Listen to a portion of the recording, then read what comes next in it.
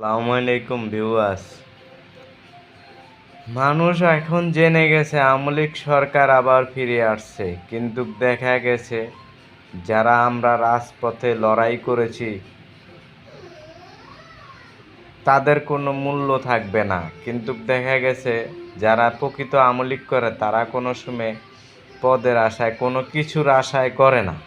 তারা চিন্তা করে যে দল ভালো থাক আমাদের, যাতে আমাদের কোনো বদনাম না হয়। কিন্তু দলের কিছু নেতারা, এমপি মন্ত্রীরা, তারা ওই যে সুপারিশের মাধ্যমে কিছু লোকের পদ দেয়, কিছু লোকের টাকার বিনিময় দেয়, দিয়া মনে করেন দলটারে পচায় লাস্টে মনে করেন এই খেসারতগুলো কর্মীরা দিতে হয়।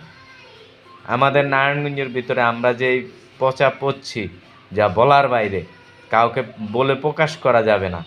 কিন্তু আমাদের রক্ত আমলিক, ফ্যামিলিগত সব কিছু আমলিক। আমরা আমলিক ছাড়া কোনো কিছু বুঝি না।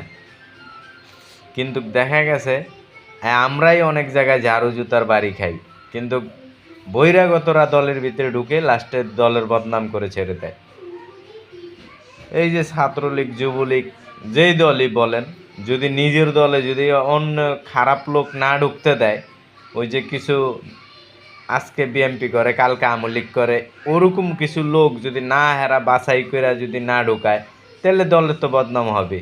কিছু আছে বহিরাগত, এরা ব্যবসা করে, বাবার ব্যবসা, ডাইলের ব্যবসা, এদের কোনো ইয়া নাই, চরিত্র নাই, কিন্তু এরা দলের নাম বিক্রি করে খায়। এইগুলা দেখতে হবে। আসসালামু আলাইকুম।